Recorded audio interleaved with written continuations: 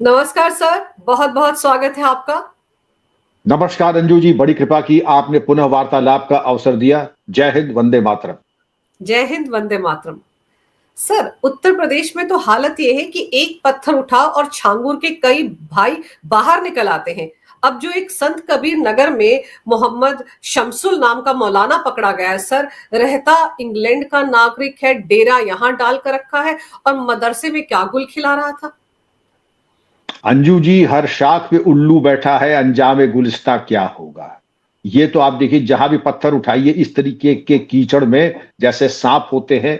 जैसे ये छंगुर आपको मिला बलरामपुर में, ये शमसुल हुदा खान मौलवी जो है, ये आपको खलीलाबाद का है और जिला देवरिया का रहना, एक्सट्रीम ईस्ट यूपी का देवरिया जिले का ये रहने वाला है। लेकिन इसकी जो इतिहास है वो बड़ा दिलचस्प है। अगर आप ये देखें कि इसका इतिहास और हिस्ट्री, ये कहाँ देवरिया से क्या इसके एजुकेशन, इसका एजुकेशन अगर आप कहें ऑलमोस्ट जीरो, लेकिन दिमाग तो क्रिमिनल की तरह वायर्ड है इसका। इसकी जो पढ़ाई लिखाई है अंजू जी, वो आलिया डिग्री इसने की है मदरसे से। आलिया डिग्री मदरसे से की है, कोई बुराई नहीं है। लेकिन इसकी माइंड की वायरिंग लगता पहले से ही ऐसी थी या इसके बाद इसने जो है नई सोहबत जब आया तब ये हुई। ये इंग्लैंड जाता है, 2007 में जाता है, 2017 तक ये इंग्लैंड में रहता है और वहां की सिटीजनशिप ले लेता है। अब इतना आसान तो नहीं है। आप में ऐसी कौन सी सलाहियत है। हालांकि एक कैटेगरी होती है कि पुरोहित या पुजारी या मौलवी की, तो हो सकता है कि उस कैटेगरी में ये फिट इन हो गए हों। वरना अगर आप कहें कि डॉक्टर, इंजीनियर, साइंटिस्ट, तो ऐसी तो कोई इनके अंदर खूबी नहीं थी। लेकिन जो महत्वपूर्ण बात है कि ये इंग्लैंड में ये इनकी सिटीजनशिप मिल गई। लेकिन इनकी जो सलाहियत है, ये पाकिस्तान कई बार गए हैं और पाकिस्तान जो रेगुलरली जा रहा है। और अगर आपके रिश्तेदार हैं, आप क्यों जा रहे हैं, इतनी आपकी माली हालात कैसे हैं, क्योंकि पाकिस्तान जाना कोई आसान काम तो है नहीं, हजारों लाखों का नुस्खा है। आप पाकिस्तान कई बार गए, वहां पे चरमपंथियों से आप मिले, कश्मीरी चरमपंथियों से आपके संबंध बताए जाते हैं। तो ये चरमपंथी गतिविधियों के बारे में और दुनिया भर का चंदा ले ले करके, दुनिया भर के डोनेशंस और एफसीआरए के अंतर्गत इन्होंने बहुत ज्यादा वायलेशन किए हैं। फॉरेन एक्सचेंज और विदेशी मुद्रा को लेकर के इनके ऊपर बड़े गंभीर आरोप थे, जिसकी जांच एटीएस ने की।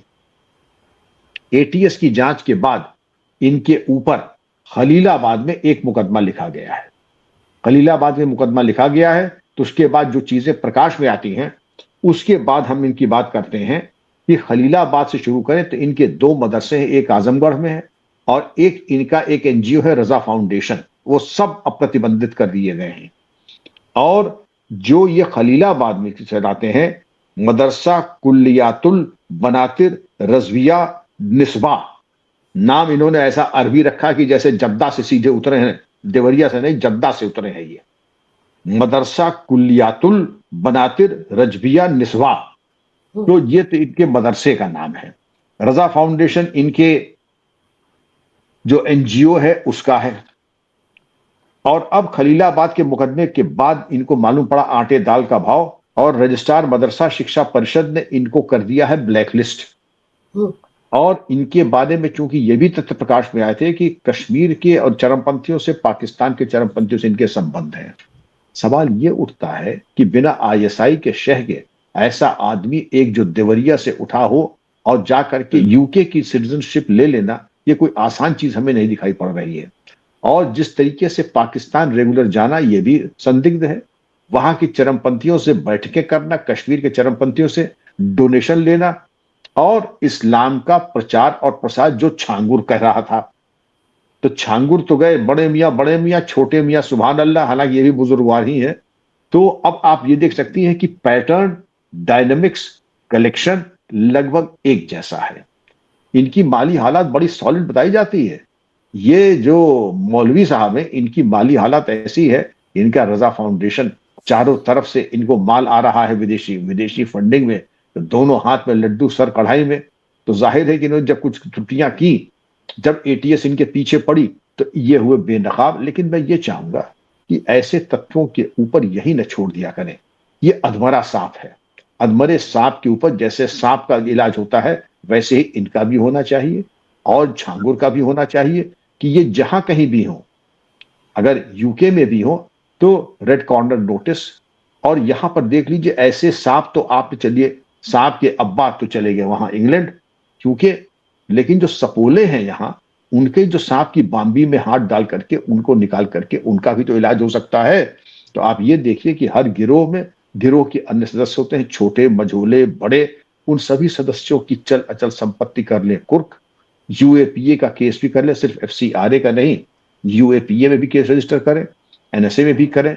और जिन लोगों ने देशद्रोह की कार्रवाई के संबंध में क्रियाशील रहे हैं उनके ऊपर ऐसी कार्रवाई करें कि कम से कम 7 से 10 साल तक सलाह के पीछे रहें। ये मेरा परामर्श होगा पुलिस को, एटीएस को। सर, ये फंड जो इकट्ठा करता था रजा फाउंडेशन के जरिए एफसीआरए के नियम कायदों की धज्जियां उड़ाकर, उस फंड का करता क्या था सर?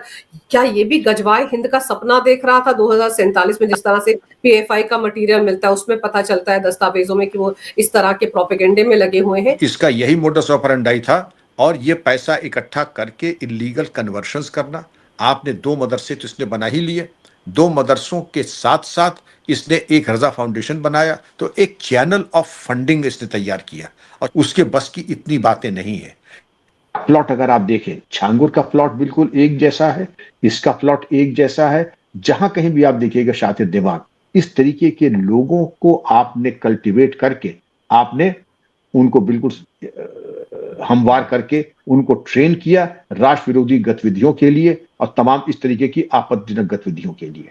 सर, ये तो छांगुर का भाई है, इसके जैसे तो पता नहीं कितने सारे अभी भी ऑपरेट कर रहे होंगे, ना सिर्फ उत्तर प्रदेश में बल्कि देश के अलग अलग हिस्सों में भी। लेकिन आप मध्य प्रदेश का वो खंडवा इलाका जो सिमी का गढ़ कहा जाता था, वहां देखिए कैसे नकली नोट, 20 लाख के आसपास नकली नोट कहाँ मिले हैं? एक मदरसे से छिपा कर रखे गए थे।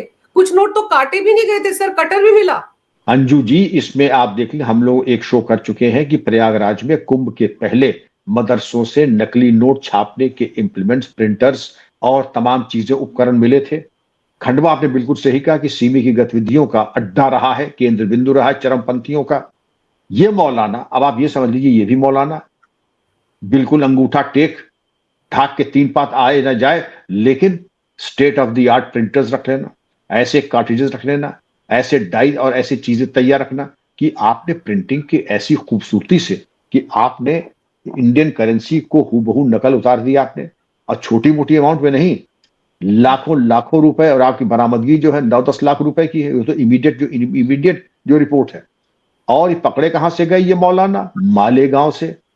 तो खंडवा से मालेगांव तक का लिंक आपका तो एस्टैब्लिश्ड है, और महाराष्ट्र पुलिस और इस वक्त एमपी पुलिस लगी हुई है। अब इन दोनों को ये चाहिए कि आखिर, और इसके पहले भी पकड़ा जा चुका था ये, इसके पहले भी ये मौलाना जो है लाखों नकली करेंसी इन भारतीय मुद्रा के साथ पकड़ा गया था। तो मैं फिर ये पूछना चाहूंगा कि एक व्यक्ति जब पहले गिरफ्तार हो चुका था तो आपने उसकी निगरानी, हिस्ट्री शीट, उसकी जरिया आमदनी, उसकी गतिविधियां, उसके संगी साथी, इसके ऊपर अगर प्रभावी कार्रवाई हो गई होती तो आज ये दोबारा गुल नहीं खिले होते।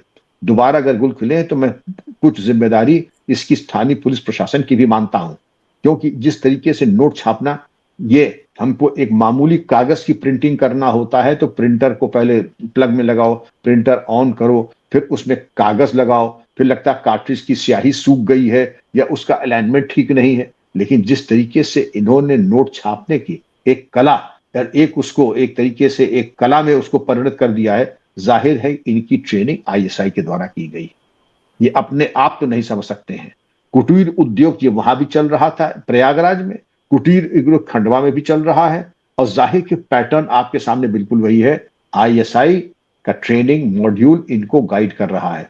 अभी तो इनके मोबाइल फोन्स, इनकी चैट्स और इनके व्हाट्सएप और रोग एप्स के जरिए जो इनके संपर्क सूत्र थे, लेकिन पुलिस अगर और जागरूक रखती तो इनका मूवमेंट और इनके कहां कहां ये गए हैं, इनके मोबाइल की जियो ट्रैकिंग करके किसके किसके घर पे गए हैं, मोबाइल के सॉफ्टवेयर से पता लग जाएगा किसके किसके यहाँ ये गए हैं, इनका मूवमेंट क्या रहा है, और कॉल डिटेल से तो जो संपर्क सूत्र है वो तो पता लग ही जाएंगे। लेकिन ये पूछा जाए कि जो लाखों रुपए तुमने छापे, पुलिस ने तो भी पहली किस्त ये पकड़ी है, इसके पहले जब पकड़े गए थे तुम्हारे क्या इरादे थे, कहां छापा, कहां दिया, तुम्हारी जो सप्लाई चेन है वो अंजू जी पूरी तरीके से एक्सपोज होनी चाहिए। तुम्हारा प्रशिक्षण किसने किया है, और प्रशिक्षण के बाद तुम्हारी जो सप्लाई चेन है वो अंजू जी पूरी तरीके से एक्सपोज होनी चाहिए। तुम्हारा प्रशिक्षण किसने किया है, और प्रशिक्षण के बाद तुम्हारी जो सप्लाई चेन है वो अंजू जी पूरी तरीके से एक्सपोज होनी चाहिए। तुम्हारा प्रशिक्षण किसने किया है, और प्रशिक्षण के बाद तुम्हारी जो सप्लाई चेन है वो अंजू जी पूरी तरीके से एक्सपोज होनी चाहिए। क्या स्थानीय पुलिस को तुमने हमवार करने के लिए कुछ नकली नोट देके, क्योंकि असली नोट देने की इनकी औकात नहीं है, तो नकली नोट देकर के क्या तुम्हें, जैसे छांगुर को कई सपोर्ट सिस्टम विभाग के मिले थे, सादुल्ला नगर का वो एसओ, मेरठ का वो एसओ जिसने जो लड़की को भगा दिया था जो एफआईआर करने आई थी, तो ये भी संभव है कि इनका भी एक सपोर्ट सिस्टम हो। इसलिए ये जरूरी है कि इन्वेस्टिगेटिंग एजेंसीज इनकी गहराई से छानबीन करें, पूछताछ करें। अंजू जी, सर आपने बिल्कुल सही कहा कि आईएसआई के सिखाए हुए ही लगते हैं ये सब, क्योंकि डीमोनेटाइजेशन से पहले आप देखिए धड़ल्ले से पाकिस्तान से भारत में कॉन्टरफीट करेंसी आती थी, नकली नोट आते थे और इनके पास 500 के नोट मिले हैं। और सर जब से डीमोनेटाइजेशन के बाद पाकिस्तान का ये धंधा बंद हो गया, उसके बाद से उन्होंने भारत में इस तरह की फैक्ट्रियां लगानी शुरू की। ये प्रयागराज वाले मदरसे का जिक्र जो आप कर रहे हैं, वहां पर तो फैक्ट्री थी नोट छापने की, लेकिन यहाँ तो नोट मिले तो इनकी फैक्ट्री कहीं और होगी सर। अब तो जांच एजेंसी उन फैक्ट्रियों तक पहुंचने पता नहीं कहां कहां होंगी। और सर ये मदरसों में इस तरह का काम चल रहा है, इस पर तो बहुत ज्यादा पैनी नजर रखने की जरूरत है जांच एजेंसियों को। आपने बिल्कुल सही कहा। डीमोनेटाइजेशन के पहले आईएसआई ने एक बहुत बड़ा प्रोजेक्ट तैयार किया था फर्जी भारतीय मुद्रा को छापने का। बहावलपुर में उसका प्लांट लगवाया और अब्दुल करीम तेलगी ने एन केन प्रकारेण नासिक प्रिंटिंग प्रेस की, जो बहुत ही महत्वपूर्ण प्रिंटिंग प्रेस थी, नीलामी में खरीद करके आईएसआई के हवाले किया। पाकिस्तान ने जर्मनी से वो स्याही प्राप्त कर ली जो हम अपने नोट में छापने के लिए इस्तेमाल करते थे। तो मशीन मिल गई नासिक की, भले ही सेकंड हैंड या रद्दी में मिल गई, वो भी हमारी त्रुटि थी। हमको उसको डिसमेंटल करके डिस्ट्रॉय करना चाहिए था, नीलाम नहीं करना चाहिए था। अब वो प्रेस भी मिल गई और स्याही मिल गई जर्मनी से, अब उन्होंने नोट छापना शुरू कर दिया। पाकिस्तान का सबसे बड़ा बैंक है हबीब बैंक, जैसे हमारा स्टेट बैंक है, और नेपाल का सबसे बड़ा बैंक है राष्ट्रीय बैंक। दोनों ने मिल करके एक सब्सिडियरी बैंक बनाया, हिमालयन बैंक, जिसकी पूरी शाखाएं हबीब बैंक और राष्ट्रीय बैंक की, हिमालयन बैंक की इंडो नेपाल बॉर्डर पे।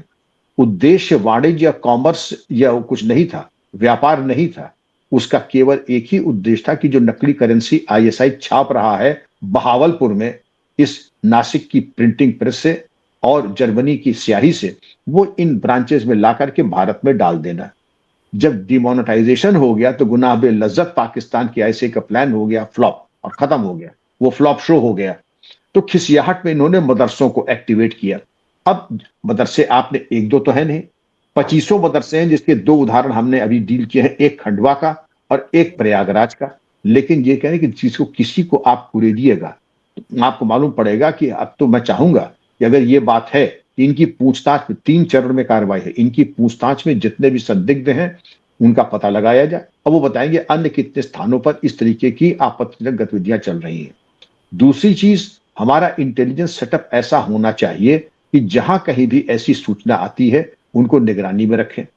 तीसरे, ये बहुत ही सुपर स्पेशलाइज्ड क्राइम है, इनकी गहराई से जब आप पूछताछ करेंगी तो इनको मालूम पड़ेगा कि हम इस रूट से आईएसआई से मिलते थे, आईएसआई वाले इस तरीके से डायरेक्ट करते थे, ये हमारी सप्लाई चेन है। उसके आधार पर अंजू जी बहुत कुछ अनावरण हो सकता है और इस दिशा में युद्ध स्तर पे मैं समझता हूं कि प्रत्येक स्टेट में ये कार्रवाई होने की जरूरत है और प्रत्येक ऐसे स्थान की, मैं स्थान कह रहा हूं, मदरसा नहीं कह रहा हूं, प्रत्येक ऐसे स्थान जो संदिग्ध हैं, जहां नोट छपने की आशंका है, उनके ऊपर कठोर कार्रवाई करें और उनको समेट कर दें। राष्ट्र हित में देश, ये सिर्फ एक सामान्य अपराध थोड़ी है, ये देशद्रोह है। यूएपीए के अंतर्गत और सामान्य धाराओं में राष्ट्रका के अंतर्गत कार्रवाई हो, जिससे कि जो नकली नोट छापने का दुस्साहस कर रहा है अंजू जी, वो कम से कम जेल की सलाह के पीछे जाए 10 साल तक के लिए।